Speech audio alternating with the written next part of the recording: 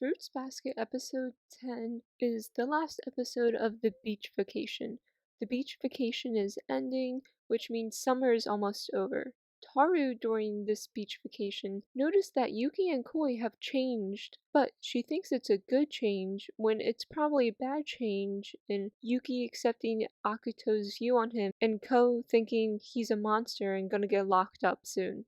Ko was not invited to Akito's the following day, which is also their last full day at the beach. Ko doesn't care because he doesn't participate in the family gatherings anyways, and he doesn't want Taru to be alone and kind of yells at Momoji for being okay with letting Taru be alone during the beach vacation and just how everyone is leaving her alone and they're totally okay with it. We get a scene with Akito, and it seems that he's jealous of everyone, like all the Zodiacs, not looking up to him as Akito thinks they should be, and that they're not in love with him. Basically, Akito is jealous that all the attention isn't on him and it's now on Taru.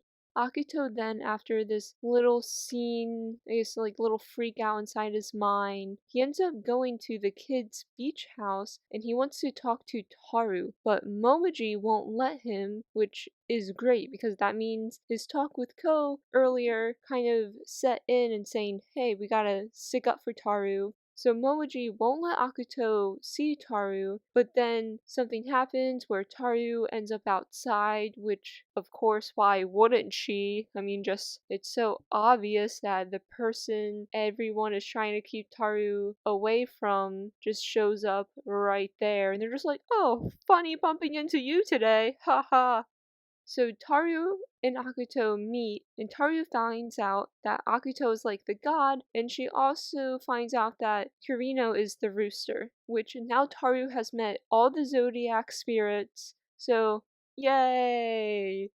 Akito, during the talk with Taru, basically says Taru can't make anyone happy or herself happy, and they're just all gonna come back to him and leave Taru, which that's pretty mean. It's like probably true. I haven't read the manga, but like I feel like there are gonna be like a brief 1 or 2 episodes where everyone just leaves Taru and they just end up at Akito's place and Taru's like, no, come back, please, and tries to like break them all out.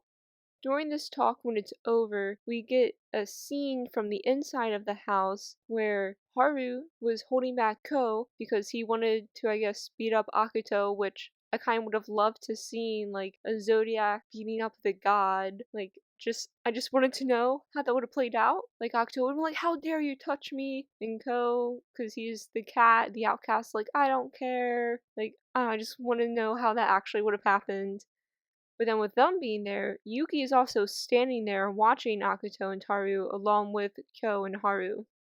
The last scene is, of course, because it's the end of the summer and it's an anime, because I have never seen an anime during summer without this scene, is fireworks. Like, that's really nice. I don't know why all animes at the end of summer show fireworks. I'm guessing it's a Japanese thing, which I would love to do just at the end of the summer, have fireworks off on the beach. I mean, that seems like so much fun. But yes, we get a fireworks scene to celebrate the end of their trip, end of summer, and Taru in her mind says that she will break the Zodiac curse. Which then, in episode 11, she goes to the Soma estate and asks about the Zodiac curse, but has no luck with it. Episode 11 is basically focusing on Kyo and Kagira. So episode 10, last episode, was kind of Akito meeting Taru and Taru deciding that she will 100% help all the Zodiacs, help them break this curse, and that's what she's going to be doing now for the rest of the season. Episode 11 is Kyo finally accepting his feelings for Taru, or at least him accepting that he does not want to be with Kagira anymore, and he's actually going to be really firm about it, where he tries to tell her that either he loves Taru, or that Kyo, he doesn't want to see Kagura anymore and he just wants to spend out the rest of his high school days alone. I mean, we don't know what he says, he gets cut off, but then later in the episode, Kagura ends up telling Kyo that she never liked him, which, oh my gosh, like, I don't know, I feel a little heartbreaking on that one. Like, she was the only Soma that really cared for Kyo that was a Zodiac, and she just really liked him. And then all of a sudden, she's just like, hey man, so you know how I always say I love you, asked you out on a date today, and just, I'm in love with you? Well, I'm actually not in love with you. That was just so heartbreaking. But then Kyo is just like, yeah, I don't blame you for not liking the cat and just looking down on me. And it's okay that you didn't like me because I don't like you either, and I don't like you. So I guess it kind of worked out. Like, both of them got their feelings out in the open, and they're probably not going to see each other again. So at least Kyo now has time to spend with Taru.